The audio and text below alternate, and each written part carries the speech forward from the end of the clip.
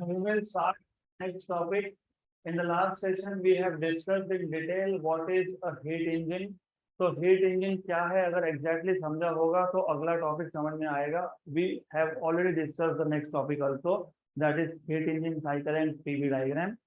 अभी हमको डिटेल में देखना है कि हीट इंजन साइकिल और पीवी डायग्राम क्या है. To understand that you should have very clear idea of what is heat engine. Heat engine is a device which convert heat into work. Total 3 steps involve है. Heat absorption, conversion of heat into work, rejection of heat. And remember, ये जो heat engine है it takes the system through cyclic process. Cyclic process मतलब initial state and final state is same. यहाँ तक याद है? There were 3 important elements of a heat engine: working substance, hot and cold reservoir, जिसको आप source and sink बोलते हो.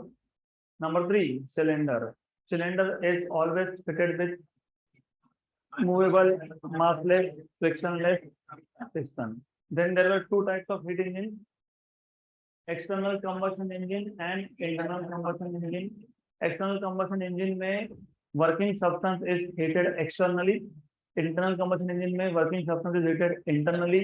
Example, steam engine is external combustion engine and gasoline or diesel engine is internal combustion engine. Clear? इसके बाद हमने देखा था energy flow diagram. So if you remember, we have seen energy flow diagram of a heat engine. तो याद होना चाहिए अच्छे से. You must remember that energy flow diagram. So as you can see here, this is energy flow diagram of a heat engine. Energy in the form of heat is absorbed from hot reservoir. तो heat कौन absorb करता है? Working substance. कहाँ से करता है? Source से. उसका एक पार्ट कन्वर्ट होता है वर्क में, बाकी पार्ट रिजेक्ट होता है सिंक को. राइट? क्लियर? हमने ये जो यहाँ पे पाइप दिखाया है इसको बोलते हो heat pipelines. So these are called as heat pipeline. And the width of heat pipeline QH is directly proportional to the amount of heat absorbed by the working substance from the source. The width of heat pipeline W is directly proportional to the amount of heat that is converted to work. And the width of heat pipeline QC is directly proportional to the magnitude of heat rejected. किसको reject हुआ? To the sink. इसके बाद हमने define किया था efficiency of a heat engine. तो अगर आपको याद होगा efficiency of a heat engine मतलब क्या? इन शॉर्ट, जितना भी हीट एब्जॉर्ब हुआ था उसका कितना फ्रैक्शन वर्क में कन्वर्ट हुआ, that is called as efficiency. It is defined as work output upon heat input. Output upon input, लेकिन output in the form of work and input is in the form of heat. तो efficiency eta is defined as work upon heat, work output upon heat input. लेकिन work का equation आप diagram से बना लेते हो. QH is equal to W plus QC. QH equal to W plus QC. तो what is W? QH minus QC. तो you have W equal to QH minus QC. तो ईटा के फॉर्मूला में W के लिए सब्स्टिट्यूट करोगे, you will gate QH minus QC upon QH, 1 minus QC upon QH. ये बन गया आपका एफिशिएंसी का एक formula. Similarly you have alternate formula in terms of temperature. तो यहाँ तक आपको पता होना चाहिए हीट इंजन का details.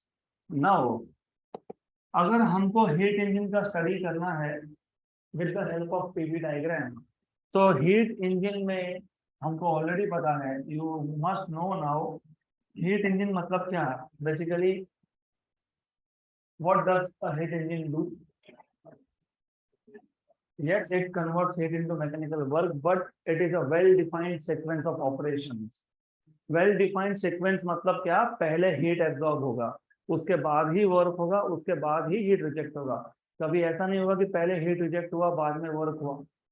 So you need to remember, heat engine works in a well-defined sequence. So to start off with, हमको देखना था what is heat engine cycle.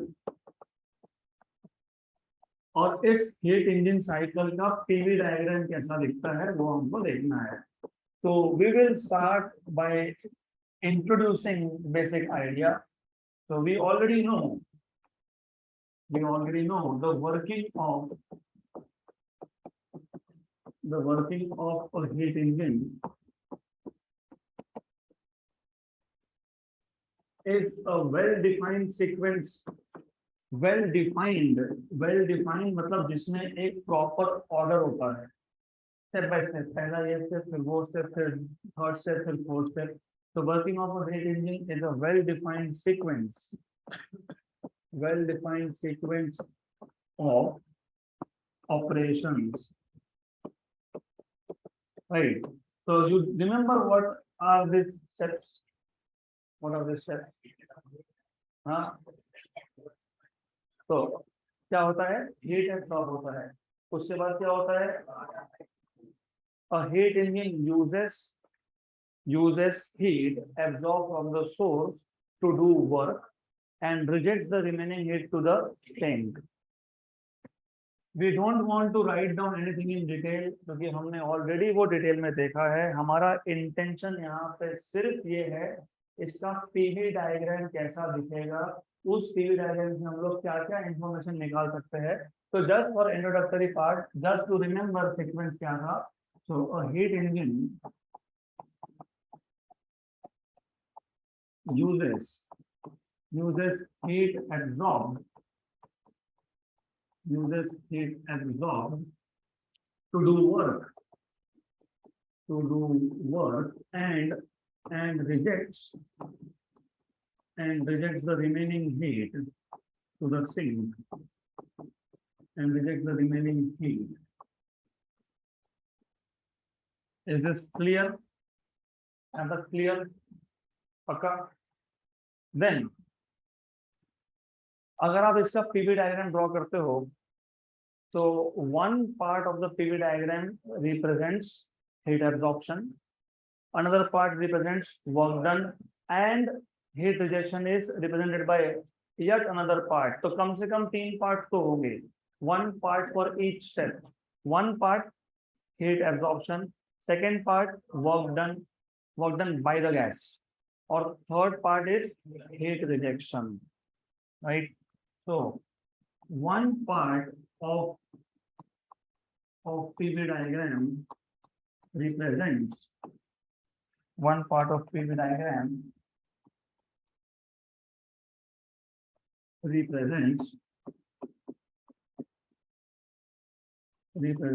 heat absorption.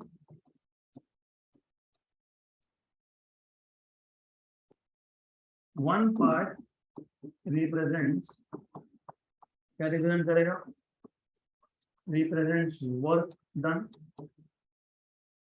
मतलब the amount of heat which is converted to work, represents work done, and heat rejected is represented by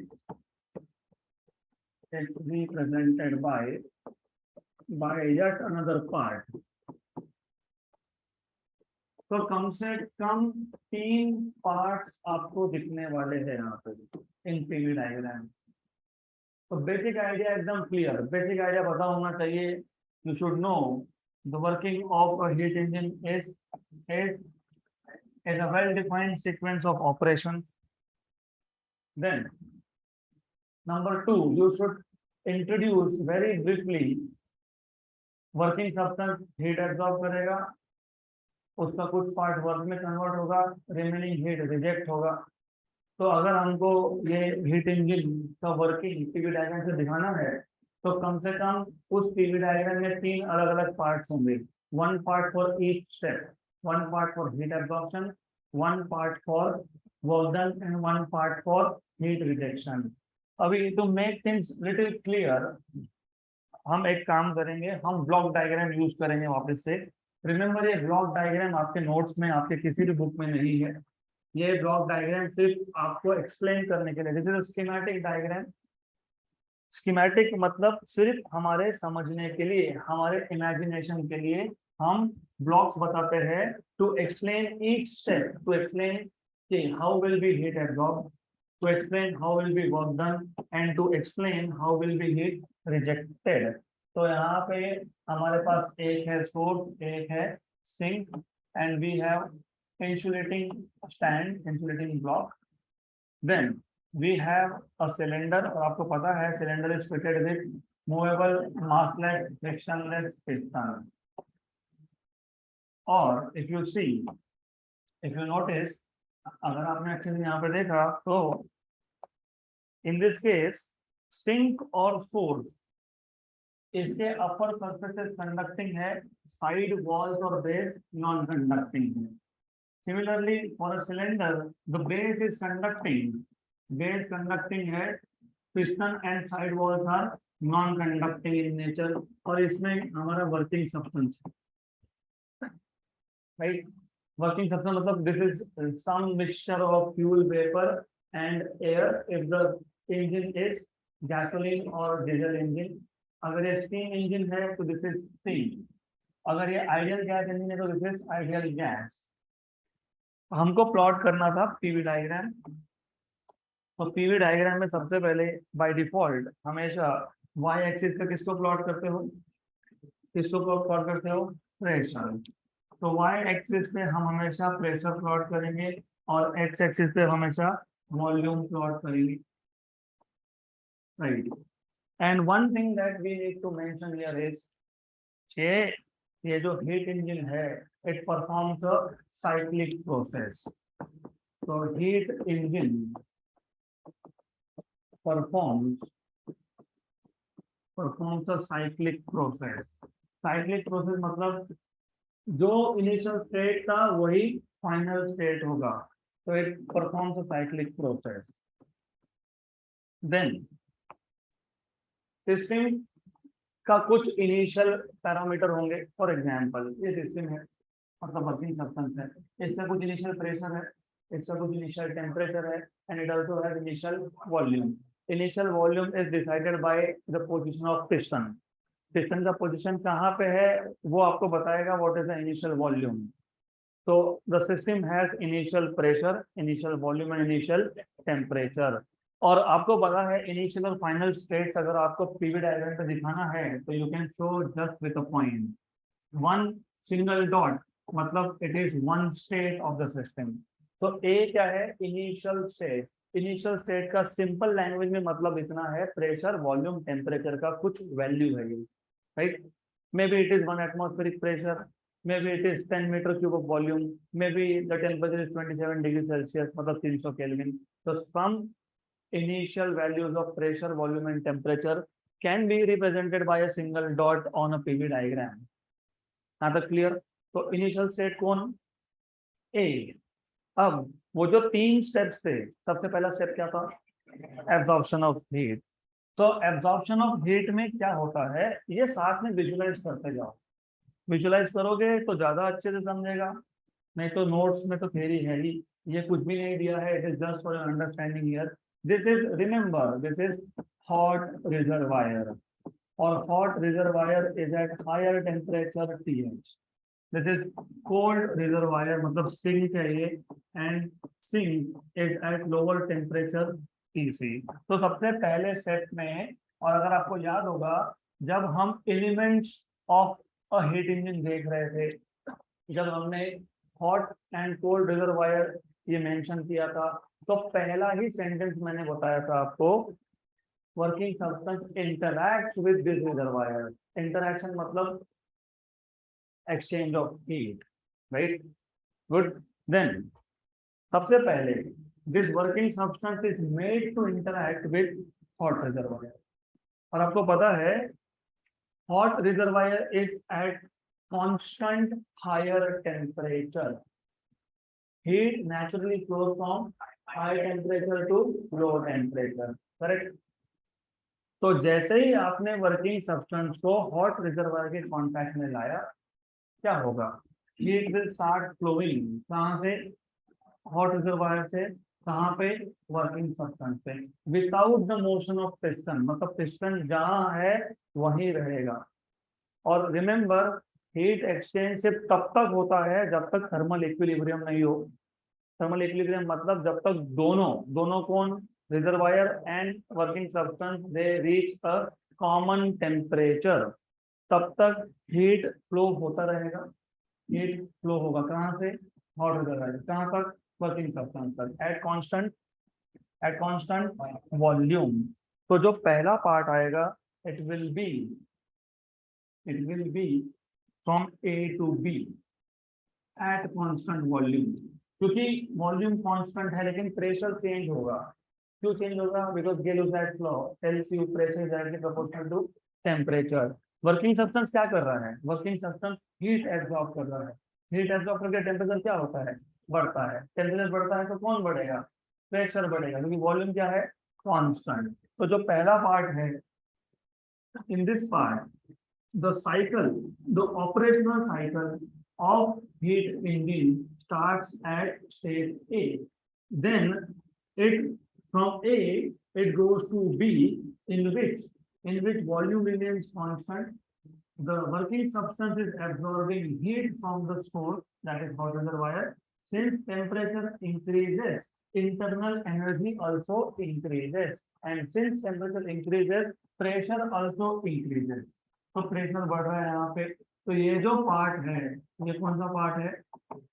heat absorption का part है, right. तो one by one you also have to explain this. आपको एक एक करके इसको explain भी करना पड़ेगा। तो we will explain part by part. तो पहला पार्ट है part A B. So you have first part, which is part AB. The operational cycle of a heat engine.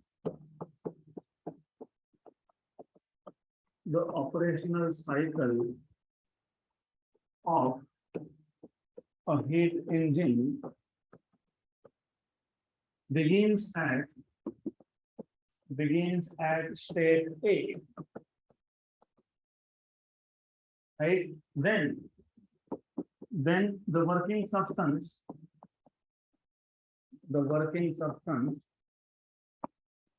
absorbs heat from the source. ठीक है, hot water मतलब from the source, right? At constant volume. क्योंकि volume constant है, therefore no work हुआ क्या? नहीं। तो therefore no work is done on or by the system मतलब वर्किंग सब्सटेंस।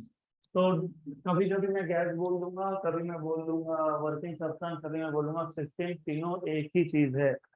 तो remember this, do not gate confused, this is one and the same thing. यहाँ तक क्लियर? पक्का पक्का।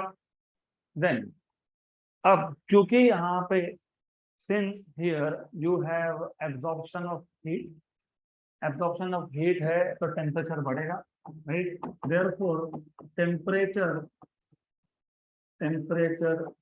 of the system increases, and hence temperature बढ़ने के साथ साथ इंटरनल एनर्जी भी बढ़ता है, hence internal energy also increases,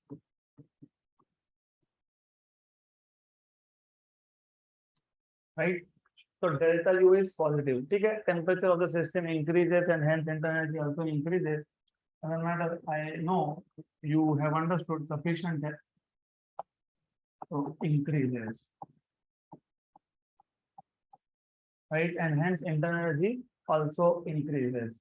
तो ये जो टेम्परेचर इंक्रीज हुआ, वॉल्यूम कांस्टेंट था, तो कौन सा लॉ ओबे होगा? Gay-Lussac's law, right? therefore pressure of the system also increases. Pressure of the system also increases. तो ये हो गया पहला पार्ट खत्म। This was the first part of the cycle in which the system was absorbing heat from the source. और ये absorption तब तक चलेगा जब तक दोनों का टेम्परेचर सेम नहीं होता। कौन दोनों? वर्किंग सब्सटेंस एंड सोर्स, मतलब हॉट रिजर्वायर। तो फाइनली बी स्टेट पे जो वर्किंग सब्सटेंस था उसका टेम्परेचर कितना हो गया? TH। कितना हो गया? TH। तो मैं एक लाइन ड्रॉ कर देता हूँ। This line corresponds to remember this line corresponds to constant temperature pH, right. क्यों? ए स्टेट पे टेम्परेचर कम था, उसके बाद आपने वर्किंग सब्सटेंस को कांटेक्ट में लाया, किसके कांटेक्ट में लाया? सोर्स के साथ। Working substance is in contact with hot reservoir, exchange of heat takes place, heat flows from hot reservoir to working substance। ये हीट तब तक फ्लो होगा जब तक दोनों का टेम्परेचर सेम नहीं हो रहा है। हीट फ्लो होना मतलब टेम्परेचर बढ़ना, टेम्परेचर बढ़ने के साथ साथ प्रेशर भी बढ़ते गया। कब तक बढ़ेगा प्रेशर? जब तक टेम्परेचर बढ़ेगा। टेम्परेचर कब तक बढ़ेगा? जब तक temperature of working substance and hot reservoir is not same. What is the temperature of hot reservoir? TH। मतलब बी स्टेट पे आते आते वर्किंग सब्सटेंस का टेम्परेचर कितना है? TH। तो मैंने सिर्फ एक लाइन ड्रॉ कर दी बताने के लिए कि इस पूरे लाइन पे मैं कोई भी पॉइंट लेता हूं तो वो पॉइंट पे सिस्टम का टेम्परेचर कितना है? TH। ये पहला पार्ट खत्म। दूसरे पार्ट में क्या होता है? Work, conversion of heat into work, into mechanical work. Conversion of heat into mechanical work मतलब बेसिकली क्या? मतलब पिस्टन का मोशन होगा अप। थोड़ा अच्छे से इमेजिन करो उसको। रिमेंबर अभी भी हॉट रिजर्वायर और वर्किंग सब्सटेंस कांटेक्ट में है, लेकिन अभी थर्मल इक्विलिब्रियम आ गया, राइट। टेम्परेचर सेम हो गया। अब पिस्टन ऊपर मूव होगा, मतलब work is done by the gas. और अगर work done by the gas है तो gas will use its internal energy to do work. मतलब वापस से गैस का कूलिंग स्टार्ट हो जाएगा। वो नहीं होने देना है, इसके लिए इसको आप हॉट रिजर्वायर के साथ कांटेक्ट में रख रहे हो। इसका मतलब जितना भी अभी वर्क होगा, गैस खुद का एनर्जी यूज नहीं कर रहा है, गैस एनर्जी ले रहा है हॉट रिजर्वायर से और पिस्टन को कर रहा है ऊपर से। इसका मतलब work is done by the gas but at constant temperature. तो प्रोसेस कौन सा? Isothermal process. तो कौन सा प्रोसेस था वो? Isothermal process. So now volume will go on increasing, it will keep on increasing। Volume increase होगा तो प्रेशर होगा डिक्रीज। क्यों? क्योंकि आइसोथर्मल प्रोसेस है। आइसोथर्मल प्रोसेस में pressure and volume are inversely related, inversely proportional to each other. तो ये जो second part of the cycle है BC, this represent work done. This is work done. Work done by the gas. By the gas मतलब by the system. क्योंकि यहाँ पे piston ऊपर move हुआ तो किसने किया? सिस्टम ने किया। तो work is done by the system. और remember work done by the system is always positive. And remember work done by the system is given by area under the curve. तो इस BC कर्व का जो इसके नीचे का जो area है, टोटल एरिया मतलब पूरा यहाँ से यहाँ तक का एरिया, ये पूरा area, this will give you work done by the gas and this will be positive work. क्यों positive? Work done by the gas is positive. अब हुआ क्या इस केस में? In this case work is done by the gas, volume increases, pressure decreases at constant temperature, right? Good। तो ये जो second part है इसको एक्सप्लेन करना पड़ेगा। You have to explain this part BC। now the system मतलब working substance starts expanding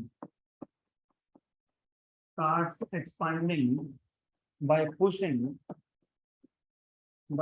the piston up। by pushing the piston up बोलो या फिर by pushing the piston outward बोलो, एक ही बात है। by pushing the piston up, right? volume increases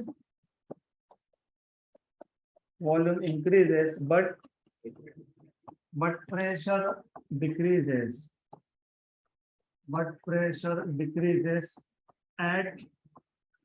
at constant temperature।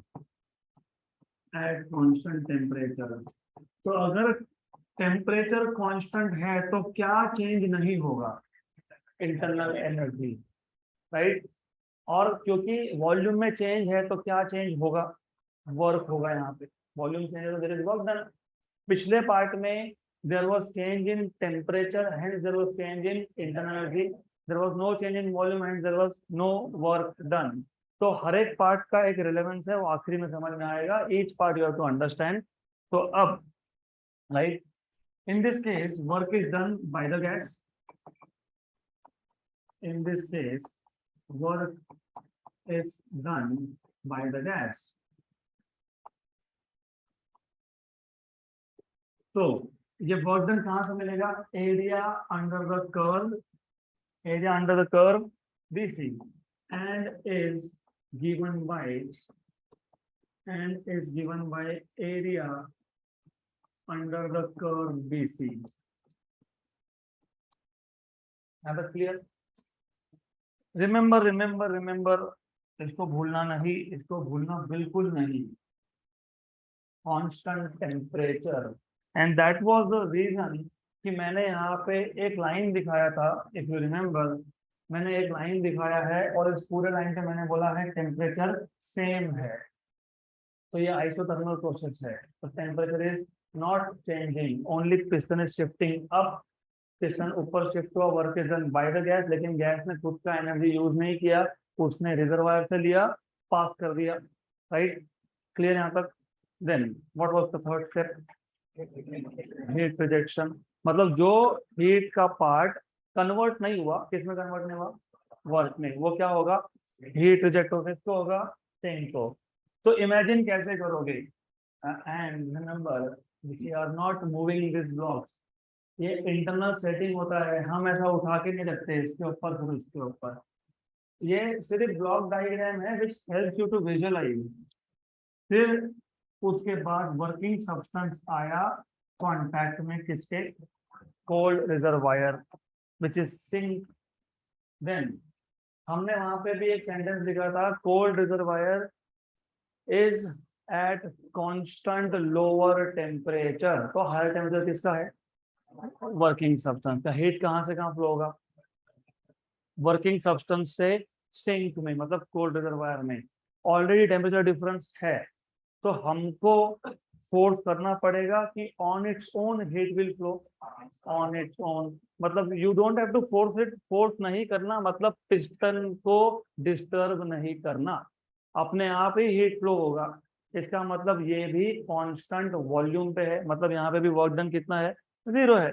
तो अभी अगले स्टेप में, नेक्स्ट स्टेप में what is going to happen is, in the next step what you will get, there is rejection of heat, rejection of heat to the sink, so the system will go from C to D but at constant volume। क्योंकि temperature कम होगा तो volume constant है, तो pressure भी कम होगा।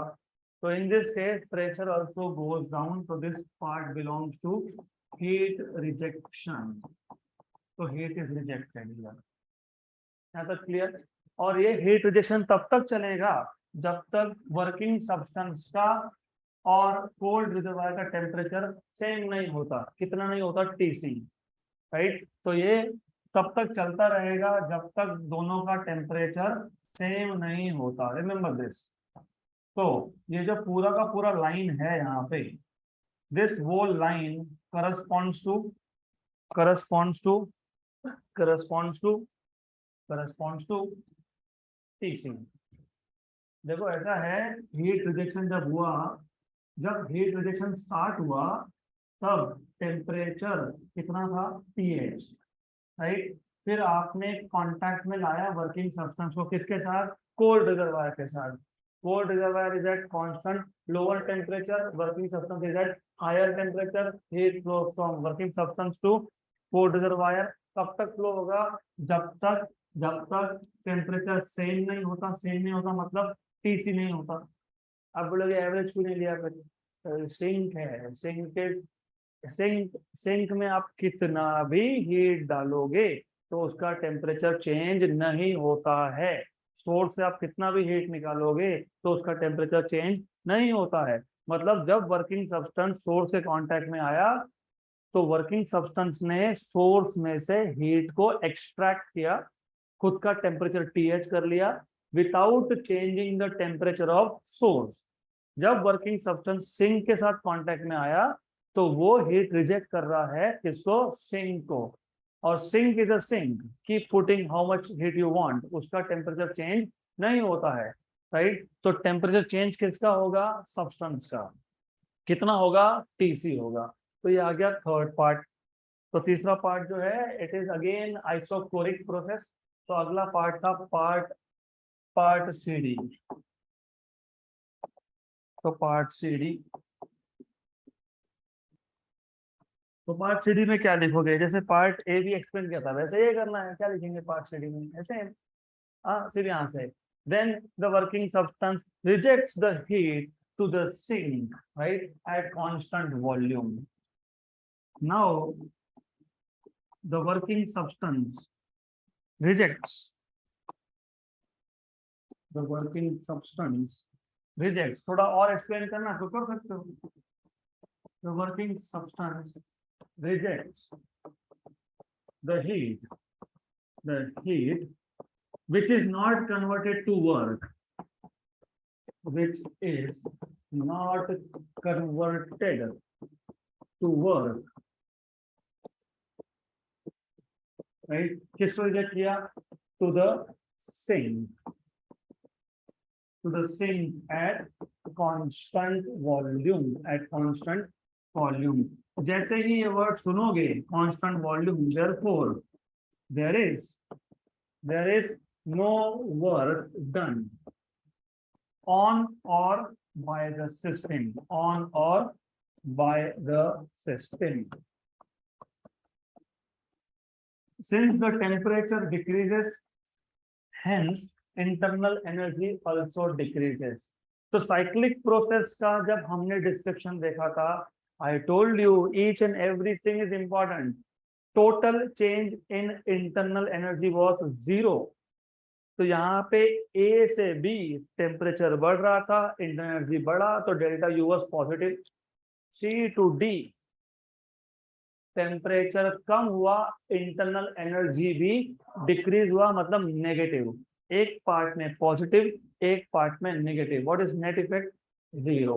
तो cyclic process में what is net change in internal energy, 0। तो हो गया 0। तो हर एक चीज वेरीफाई करनी पड़ेगी। You can not just say हो कि ठीक है ऐसा, इंटरनल एनर्जी भी है, प्रेशर भी है, वॉल्यूम भी है, टेम्परेचर भी है, वर्क डन भी है। तो that is why it is important, क्योंकि एक सिंगल डायग्राम आपको पूरा इंफॉर्मेशन दे देगा सिस्टम का, राइट। तो since the temperature decreases, heat reject होगा तो टेम्परेचर डिक्रीज ही होगा, बढ़ तो सकता नहीं है। Since the temperature decreases, hence internal energy also decreases, internal energy also decreases।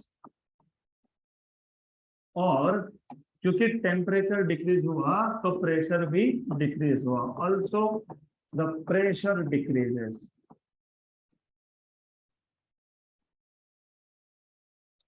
यहाँ तक क्लियर। तो साइक्लिक प्रोसेस के कम से कम 2 कंडीशन वेरीफाई हो गए। कौन से 2 कंडीशन वेरीफाई हो गए, look at the diagram again. Cyclic process में जो भी इनिशियल स्टेट था वही फाइनल स्टेट है। मतलब जो इनिशियल प्रेशर था, जो इनिशियल टेम्परेचर था, जो इनिशियल वॉल्यूम था, जो इनिशियल इंटरनल एनर्जी था, वो सारा का सारा वैसा का वैसा होना चाहिए। इनिशियल टेम्परेचर आ गया, देखो ए पॉइंट कौन सी लाइन पे था, टीसी पे। तो ए और डी दोनों सेम लाइन पे आ गए, यस। तो ए पे टेम्परेचर टीसी और डी पे भी टेम्परेचर टीसी, इसका मतलब टेम्परेचर सेम हो गया। ए बी पार्ट में इंटरनल एनर्जी इंक्रीज हुआ था, सी डी पार्ट में वापस डिक्रीज हो गया, तो change in internal energy again 0। लेकिन प्रेशर एंड वॉल्यूम वो अभी तक सेम नहीं हुए। तो 3 पार्ट्स थे, heat absorption, work done, heat rejection. तो ये 3 पार्ट्स हो गए, but still the system is not yet back to its initial state. तो उसके लिए एक एक्स्ट्रा स्ट्रोक लगेगा, इसको 4 स्ट्रोक इंजन बोलते हैं हम लोग। 4 स्ट्रोक है, first stroke, second stroke, third stroke, एक एक्स्ट्रा स्ट्रोक लगेगा। इस एक्स्ट्रा स्ट्रोक में क्या करोगे, इस एक्स्ट्रा स्ट्रोक में what will you do is, look again, अब हमको वॉल्यूम को वापस इनिशियल स्टेट पे लाना है, तो हम वर्क डन करेंगे ऑन द गैस। कंप्रेशन, जब कंप्रेशन करते हो तो हीट जनरेट होता है, लेकिन वेट, टेम्परेचर तो ऑलरेडी इनिशियल पे पहुंच गया, तो टेम्परेचर तो बढ़ने देना नहीं है। इसके लिए इसको आपने स्टिंग के साथ कांटेक्ट में रख के कंप्रेशन किया, क्योंकि आप जब कंप्रेशन करोगे तो जो भी एक्स्ट्रा हीट जनरेट होगा due to compression that will be rejected to sink and the temperature remains constant. तो पिस्टन जैसे जैसे नीचे आएगा, मतलब वॉल्यूम डिक्रीज होगा, pressure will increase, because the process is constant temperature process. So D to A, this part represents work done on the gas. So this is work done on the gas. Correct, clear है यहाँ तक? अब ये topic इतना easy है क्योंकि आपको दो ही स्टेप पता होने चाहिए, बाकी तो वैसा कॉपी पेस्ट ही है। अभी part C D, part DC, part AB. Part AB was absorption, part DC was work done by the gas, part CD was rejection. Rejection और absorption लगभग same है, right? And then work done by the gas and work done on the gas will be more or less same. सिर्फ थोड़े words change होंगे। तो जो last part है, कौन सा last part है? D2A, D2A है ना? तो part number 4 which is part DA, यहाँ पे AD लिखोगे तो नहीं चलेगा, if you write down AD मतलब the system is going from A to D, ऐसा नहीं चलेगा, यहाँ पे D से A आना है उसको, तो वही same thing will repeat. Now the system starts expanding, नहीं, now the system is compressed by pushing the piston down. Now the system is compressed by pushing the piston down, right? Good.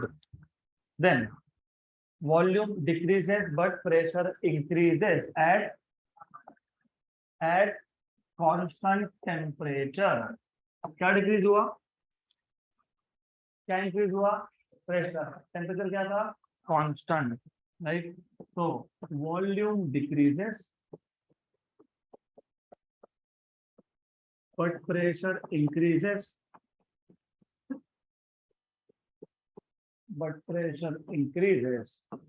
at constant temperature,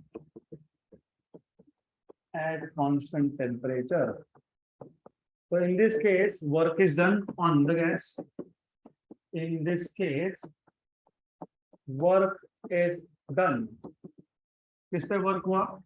on the gas, and its magnitude is given by magnitude, क्योंकि work done is negative. Area का भी negative होता है क्या? नहीं। तो work done on the gas is given by area under the curve DA। तो यहाँ पे जो DA कर्व था, इसके नीचे का जो एरिया है that is magnitude of work done on the gas. Magnitude क्यों बोल रहा हूँ? क्योंकि रियलिटी में वो नेगेटिव है, एरिया कभी नेगेटिव होता नहीं है। तो इसके लिए हम क्या करेंगे, हम वर्क डन कैलकुलेट करेंगे और उसको बोल देंगे negative, right? So that is why you need to remember this word. Each word will be important here, right? So its magnitude is given by area under the curve. कौन सा curve था ये? DA, area under the curve DA। यहाँ तक clear? अब before we start going into details of हमने क्या क्या सीखा, हमको क्या क्या समझ में आया, एक चीज तो पहले क्लियर रखो, since the process is cyclic, hence PV diagram is a closed loop. क्या क्लोज्ड लूप? क्लोज्ड लूप मतलब इनिशियल और फाइनल स्टेट सेम। अब जैसे आपने किरचॉफ वोल्टेज लॉ देखा था, जिसको आप किरचॉफ लूप लॉ बोलते हो, उसमें लूप है जिसमें करंट फ्लो होता है, इसमें लूप है जिसमें हीट फ्लो होता है, राइट? वहां पे करंट फ्लो होता है, यहाँ पे हीट फ्लो होता है, तो याद रखना ये। तो since the process is cyclic,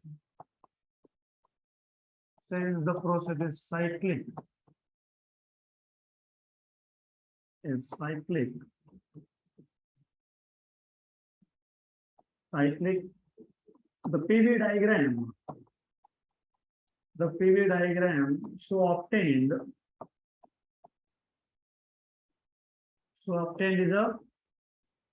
is a closed loop. A closed loop है ये पता होना चाहिए आपको. यहाँ तक क्लियर? गुड. अब you can talk about what is the total work done. Total की जगह मैं बोलूंगा नेट वर्क डन. अब नेट वर्क डन कैसे फाइंड करेंगे? तो नेट वर्क डन फाइंड करने के लिए ये जो आपके पास कर्व है, कर्व मतलब लूप है, सबसे पहले इसमें आइडेंटिफाई करो कि कौन सा पार्ट है जो रिप्रेजेंट करता है वर्क डन और कौन सा पार्ट है जो रिप्रेजेंट करता है चेंज इन इंटरनल एनर्जी. तो दोनों ही आपको लगने वाला है. तो दो ग्राफ हमको लगेंगे, हम दोनों साथ में रख देंगे. We will need both of this. Right? Correct. I will just add one more sentence. ये जो हमने पीवी डायग्राम ड्रॉ की, राइट, इसका एग्जैक्ट यूज क्या है? It is a visual tool to study working of a heat engine. Visual मतलब क्या? The one you can see. अब इंजन जब वर्क करता है, हम इंजन को खोल के तो देख नहीं सकते. देखते हो कभी गाड़ी चलाते रहते हो, इंजन ओपन करते हैं, देखो पिस्टन है ऊपर मूव होता है, ऐसा देखो पेट्रोल अंदर गया. वैसे you can actually see petrol going into the tank, from tank to the engine. I don't know modern day vehicles, I am not talking about moped vehicle. Bike में you can actually see petrol के tank के नीचे एक pipe होता है and that pipe is connected directly to the engine. वो छोड़ के you cannot see any other part of the engine, right, because it is not suppose to be expose to atmosphere. Right? तो फिर हमारे पास option क्या है? हमारे पास ऑप्शन है, you can actually use this PV diagram to study how does the heat engine work. तो पीवी डायग्राम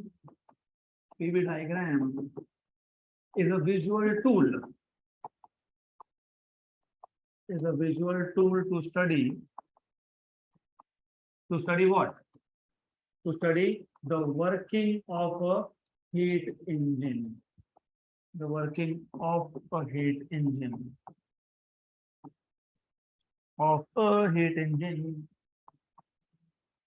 यहाँ तक क्लियर? देन अब आपको और दो इंपॉर्टेंट चीजें पता लग सकती है, एक्चुअली तीन. Number one, from PV diagram we can actually see, check, know how thermodynamic variables are changing. P, V और टी चेंज कैसे हो रहा है? This is what you can say A to B volume remains constant, pressure and temperature changes.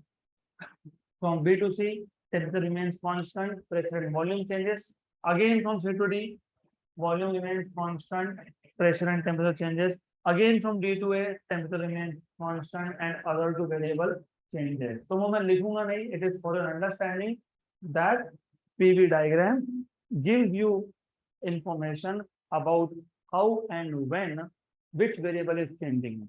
How and when A to B volume is not changing, so what is changing? Pressure and temperature, right? How it is changing? By absorbing heat. Correct? Clear? तो वो हम लिखेंगे नहीं. अभी हमारा task ये है कि work done, net work done in one cycle कैसे फाइंड करोगे. और remember this is one cycle. ये एक ही साइकिल है, ये एक सेट ऑफ ऑपरेशन है. Absorption, work done, rejection and back to original state. जब इंजन ऑपरेट होता है तो any heat engine performs large number of cycles repeatedly. Absorption, work done, rejection, back to the same state, absorption, work done, rejection, फिर मतलब compression. अभी थोड़ा सा technical language में बोलता हूँ, आइसोकोरिक, आइसोथर्मल, आइसोकोरिक, आइसोथर्मल, ऐसा चलते रहेगा. अगर आपको एक साइकिल का वर्क पता है तो आपको 1000 साइकिल का भी पता है, क्योंकि सिर्फ मल्टीप्लाई बाय 1000 करना है. तो पहले how to find out work done during one cycle. तो पहले तो आइडेंटिफाई करो कि चार पार्ट्स में से कौन से पार्ट में वर्क हो रहा है. बी, सी एंड बी ए. इसका मतलब ये दो पार्ट्स हमारे कोई काम के नहीं है, अगर आपको वर्क डन फाइंड करना है तो if you want to find out what is the net work done, you are not suppose to consider AB, मतलब isochoric processes AB and CD। अब थोड़ा सा अच्छे से सुन लेना और समझ लेना। Remember, work done from B to C, work done from B to C, ये पॉजिटिव वर्क है। कौन सा वर्क है? And it is given by area under the curve BC, मतलब इतना एरिया। ये बीच में भी है, शेड नहीं कर रहा हूं मैं, I am not shading it because we are not into drawing classes of course. ये क्या है? पॉजिटिव वर्क है। Then D2A is also work done. तो D2A में work is done on the system, it is given by area under D2A। ये है negative work. क्या है ये? Negative work. Positive work minus negative work will give you net work, right? So net work done in this case can be obtained by area enclosed by the loop, क्योंकि total B से C मतलब total area positive work, D2A मतलब D2A के नीचे का area लेकिन negative work. तो क्या करोगे? सब्ट्रैक्ट करोगे। सब्ट्रैक्ट करेंगे ना। I can even read your expression even if you are putting marks on it. तो do not do such thing. आप हंस रहे हो, बातें कर रहे हो, सब समझ में आता है। टेलिंग यू, क्लास में सिर्फ एक ही चीज होना चाहिए, दैट इज फिजिक्स। डन। तो ये आ गया आपके पास work done in how many cycles? One cycle. So the area enclosed by the loop gives work done in one cycle, right? तो ये भी हम फाइंड कर सकते हैं पीवी डायग्राम से। तो area enclosed by the loop, area enclosed by the loop क्या देगा हमको? Gives net work done in one cycle. Important, एक ही साइकिल है ये, राइट? 1000 साइकिल तो 1000 टाइम्स ऑफ दिस एरिया। यहाँ तक क्लियर? बाकी अब जब आपको चेंजेस इन इंटरनल एनर्जी देखना है, चेंज इन टेम्परेचर देखना है, और याद रखना total change in internal energy 0 है। मैं यहाँ पे कंप्लीट साइकिल की बात नहीं कर रहा हूँ, क्योंकि कंप्लीट साइकिल में पहले इंटरनल एनर्जी बढ़ा फिर कम हुआ, तो नेट चेंज इज 0। लेकिन during the cycle heat engine जब ऑपरेट कर रहा है, तब अगर हमको समझना है कि कब गैस का एनर्जी बढ़ेगा, कब गैस का एनर्जी कम होगा। तो व्हाई इट इज इम्पोर्टेंट, जब आप अगर कोई मैकेनिकल इंजीनियरिंग करता है तो समझ में आएगा। You can not just keep on adding heat, blast हो जाएगा वो। तो you have to also understand कि कितना हमको हीट ऐड करना है। तो पता तो होना चाहिए कि कौन से साइकिल में हीट एडिशन हो रहा है, कौन से साइकिल में हो रहा है हीट एडिशन, और हीट एडिशन कहाँ हो रहा है? तो जब आपको टेम्परेचर या टेम्परेचर से रिलेटेड कोई भी पैरामीटर स्टडी करना होगा, तो AB part and CD part is important. That's it. This is how you can study how temperature and internal energy changes during an operational cycle of a heat engine. Right? थोड़े से और technical है, बोलना पड़ता है। Operational cycle मतलब engine is operating now, correct? यहाँ तक क्लियर? गुड। तो this is all about heat engine cycle and PV diagram. तो इतना आपको पता होना चाहिए। Or do you have any doubts on this? Now let me check. कितने स्ट्रोक? हाँ, वो इसको स्ट्रोक नहीं भी बोलेंगे कई जगह पे, but it is actually stroke. पहला स्ट्रोक क्या है? Heat absorption. It is at constant volume, मतलब isochoric, no work is done. Heat absorb हुआ, टेम्परेचर बढ़ा, तो कौन कौन बढ़ा? Internal energy and pressure. तो positive change in internal energy. उसके बाद सेकंड स्टेप क्या था? Work done by the gas. Work done by the gas constant temperature पे होता है। पिस्टन ऊपर शिफ्ट होता है, मतलब वॉल्यूम बढ़ रहा है, तो कौन कम हो रहा है? प्रेशर कम होगा। तो work done by the gas will be obtained by area under the curve DC. तीसरा हीट रिजेक्शन। हीट रिजेक्शन क्यों हुआ? क्योंकि जो हीट एब्जॉर्ब किया था उसका कुछ पार्ट वर्क में कन्वर्ट हुआ, जो बाकी रह गया वो रिजेक्ट करना पड़ेगा। क्यों करना पड़ेगा? क्योंकि सिस्टम को उसके इनिशियल स्टेट पे वापस लेके जाना है। इनिशियल स्टेट से मतलब pressure, volume, temperature, internal energy सब कुछ सेम। ऐसे प्रेशर और वॉल्यूम सेम होके नहीं चलेगा, टेम्परेचर भी सेम। हुआ क्या? हीट एब्जॉर्ब हुआ, हीट का कुछ पार्ट वर्क में कन्वर्ट हुआ, बाकी रह गया। तो इसका मतलब जो वर्किंग सब्सटेंस था वो अपने इनिशियल टेम्परेचर से ज्यादा टेम्परेचर पे है, तो हीट को रिजेक्ट करना पड़ेगा। तो heat rejection is from C to D, again at constant volume. अब टेम्परेचर सेम हो गया, इंटरनल एनर्जी सेम हो गया, लेकिन प्रेशर एंड वॉल्यूम सेम नहीं हुए। अब हमको वॉल्यूम कम करना है, मतलब कंप्रेशन करना है। लेकिन ये कंप्रेशन करते वक्त we have to make sure कि टेम्परेचर वापस बढ़ नहीं रहा, क्योंकि टेम्परेचर तो इनिशियल स्टेट पे आ गया, राइट। तो ये जो कंप्रेशन होगा इट शुड बी आइसोथर्मल। यहाँ तक क्लियर? तो next part is refrigerator and heat pump.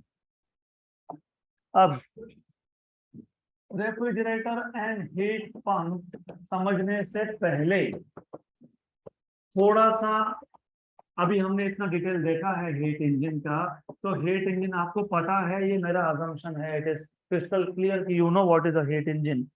तो हीट इंजन में, in a heat engine the working substance absorbs heat, converts a part of heat to work and rejects the remaining heat to the same. ये पता है सबको, right? All of you know this.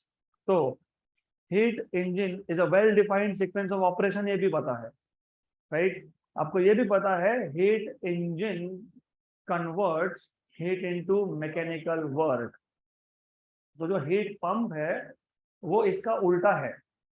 इसका उल्टा है मतलब it converts mechanical work into heat. अब ऐसा क्यों करना है और पंप का मतलब क्या, पहले वो समझेंगे। You know what is a water pump?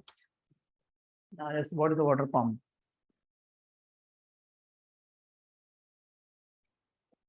जिससे पानी निकालते हैं। This is not the scientific language of saying. A water pump is a pump from which you can pump water from lower height to higher height.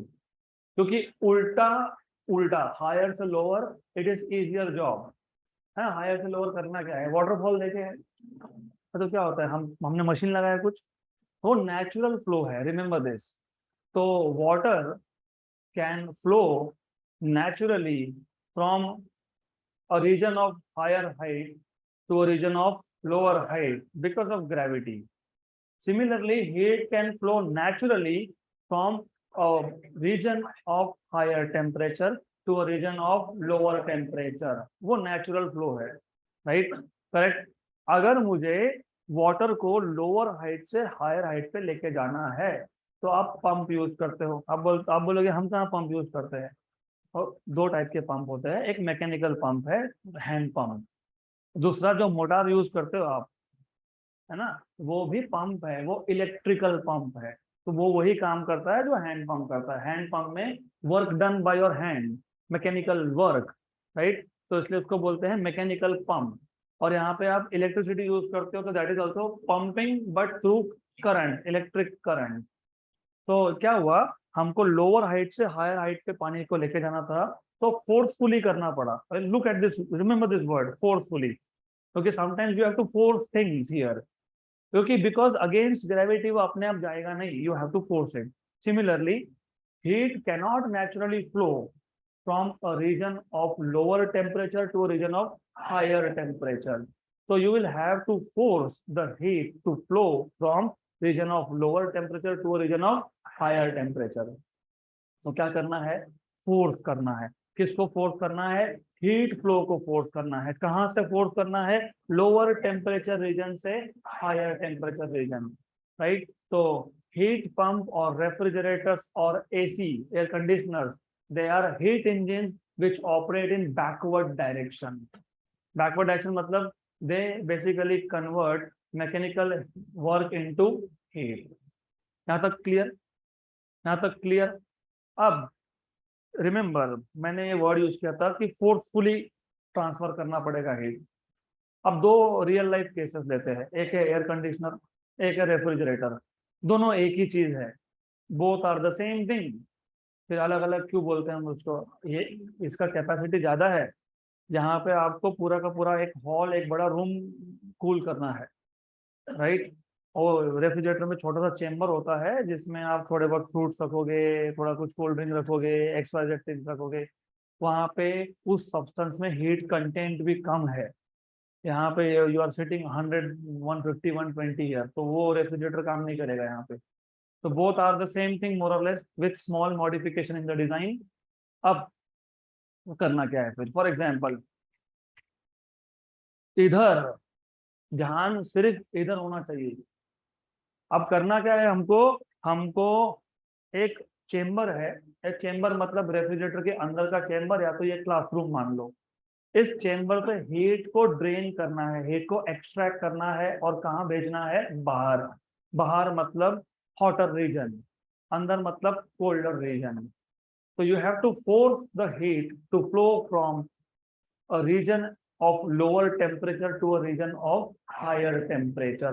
तो schematically मतलब with the help of a simple diagram, ये real refrigerator का diagram नहीं है, ये सिर्फ schematic diagram है। हमारे पास दो चेम्बर थे, एक चेम्बर है हॉट रीजन और एक चेम्बर है कोल्ड रीजन। सबसे पहले तो समझ लो, इनिशियली रेफ्रिजरेटर बंद था, एसी बंद था, मतलब बाहर का टेम्परेचर अंदर का टेम्परेचर मोर और लेस सेम है, फिर भी हीट फ्लो नहीं होगा, क्योंकि heat only flows when there is temperature difference. यहाँ पे डिफरेंस है क्या? नहीं, राइट। सपोज बाहर 40 डिग्री है, अंदर भी 40 डिग्री है, सपोज हमको अंदर का टेम्परेचर कम करना है, तो हम वो कैसे करेंगे? तो what we do is we take help of a fluid. It is achieved with the aid of a fluid. Aid मतलब with the help of a fluid. मैंने जानबूझ के ये वर्ड यूज किया यहाँ पे, fluid. I am not saying liquid और gas, वो फ्लूइड है। What is fluid? Liquid and gas. Liquid and gas both are called as fluid. तो मैंने जानबूझ के वर्ड यूज किया फ्लूइड, क्योंकि यहाँ पे जो फ्लूइड है उसका कन्वर्जन होता रहेगा, लिक्विड से गैस, गैस से लिक्विड, लिक्विड से गैस, गैस से लिक्विड, चलता रहेगा। इसको आप बोलते हो रेफ्रिजरेंट। क्या बोलते हो इसको? Normally these are hydrocarbons. वो हाइड्रोकार्बन क्या है केमिस्ट्री में आपने सीखा ही होगा। सीखा है क्या hydrocarbons? Yes, no? If you say no मतलब 11th का केमिस्ट्री नहीं पढ़ा। पढ़ा कि नहीं? नहीं, नहीं, नहीं पढ़ा तो पता होना चाहिए हाइड्रोकार्बन्स क्या होते हैं। तो anyways I leave it on to you. अब हमारे पास एक ट्यूब है, ये बहुत सिंप्लीफाइड डायग्राम है, कॉम्प्लिकेटेड करेंगे बाद में, फिलहाल this is only schematic diagram. You have a tube, this tube run through both region. Both region मतलब ये है हॉट रीजन, ये है कोल्ड रीजन, राइट। रिमेम्बर हमको क्या करना है? हमको कोल्ड रीजन को और कोल्ड करना है, मतलब यहाँ से हीट निकाल के बाहर डालना है। तो it is done with the help of a fluid which is known as refrigerant, and the refrigerant continuously flows through this pipe. ये जो पाइप है इससे कंटिन्यूअसली फ्लो होगा, राइट। और एक वर्ड यूज किया था फोर्सफुली। तो हमको हीट को फोर्सफुली निकालना है। तो ये फोर्सफुली हीट कैसे निकालते हैं? By successive successive decreasing and increasing pressure. मतलब आप रिपीटेडली प्रेशर डिक्रीज करोगे, प्रेशर इंक्रीज करोगे, डिक्रीज करोगे, इंक्रीज करोगे। ऐसा क्यों? क्योंकि आपको पता होना चाहिए, जब आप बोलते हो लिक्विड और गैस में डिफरेंस क्या है, तो लिक्विड और गैस में एक डिफरेंस है प्रेशर। लिक्विड का प्रेशर ज्यादा होता है, गैस का प्रेशर कम होता है, करेक्ट। तो अगर मैं forcefully, intentionally, with the help of some mechanism, उस मैकेनिज्म को आप बोलते हो कंप्रेसर, जो आपके एसीज में और घर में रेफ्रिजरेटर में होता है कंप्रेसर। नहीं पता होगा तो आज आपके घर का रेफ्रिजरेटर को थोड़ा सरकाना, पीछे देखना, नीचे एक चेम्बर दिखेगा, कुछ पाइप दिखेंगे, that is called as compressor, right. Good. तो टेल मी, गैस का प्रेशर ज्यादा या फिर लिक्विड का प्रेशर ज्यादा? लिक्विड का। गुड। हमारे पास एक फ्लूइड था इन the form of liquid, in the form of liquid. इस लिक्विड को हमने, अब देखो ये जो आधा पाइपलाइन है वो अंदर के साइड है, मतलब रेफ्रिजरेटर के अंदर, और जो आधा पाइपलाइन है वो बाहर के साइड है। बाहर मतलब कौन? Atmosphere, sink. यहां से लिक्विड अंदर गया, जैसे ही लिक्विड अंदर गया हमने जानबूझ के इसका प्रेशर डिक्रीज कर दिया। प्रेशर डिक्रीज करना मतलब हम फोर्स कर रहे हैं लिक्विड को कन्वर्ट होने में, किसमें? गैस में। अपने आप होता है क्या? It has to absorb heat, उसको बोलते हो लैटेंट हीट ऑफ वेपराइजेशन। मतलब जैसे ही रेफ्रिजरेंट अंदर गया, प्रेशर तुमने रिलीज कर दिया, और वो वॉल होता है उसके ऊपर, उसको प्रेशर वॉल बोलते हैं। हम करते हैं क्या? नहीं, वो ऑटोमेटेड है। तो जैसे ही फ्लूइड रेफ्रिजरेंट अंदर गया, प्रेशर आपने डिक्रीज कर दिया। प्रेशर डिक्रीज किया तो लिक्विड का कन्वर्जन हुआ गैस में, वेपर में, और उसको बोलते हो लैटेंट हीट ऑफ वेपराइजेशन। अपने आप नहीं होगा, वो हीट एब्जॉर्ब करके आएगा। कन्वर्जन कहाँ पे हुआ? कोल्ड चेम्बर के अंदर। तो हीट किसका एब्जॉर्ब किया? कोल्ड चेम्बर का। तो ये लैटेंट हीट ऑफ वेपराइजेशन को एब्जॉर्ब करके आ जाएगा बाहर। अंदर कौन था? गैस। बाहर जैसे ही आया, कंप्रेसर है, कंप्रेसर में पिस्टन है, पिस्टन ने कर दिया उसको कंप्रेस, इसलिए उसको बोलते हैं कंप्रेसर। अब कंप्रेशन से दो चीजें हुई, एक तो डेंसिटी वापस बढ़ गया, डेंसिटी बढ़ा मतलब प्रेशर बढ़ा, मतलब बैक कन्वर्जन इनटू लिक्विड। दूसरा, जो हीट लेके आया था वो हीट एनवायरनमेंट को थ्रू हो गया because of the motion of piston, right. तो जैसे आज घर पे जाओगे, रेफ्रिजरेटर के पीछे सिर्फ हाथ रख के देखना, do not touch wiring at all. I want to see you minimum for 8 more months. So just put your hand and you will feel it is hot. क्यों हॉट? क्योंकि वो कंप्रेसर ने जैसे ही पिस्टन को नीचे पुश किया, तो जो हीट ये लेके आया था, कहाँ से लेके आया था? अंदर से लेके आया था। वो heat with the help of compression it is thrown out.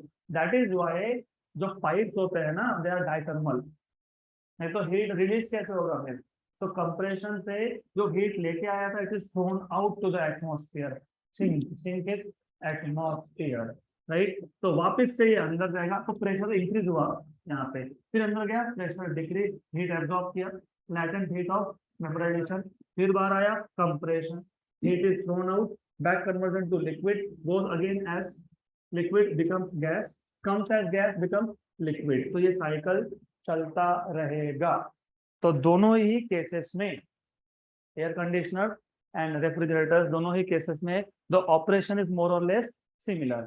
अब इसका जो डिटेल है, पूरा detail step by step we will do in the next session. That's it for today.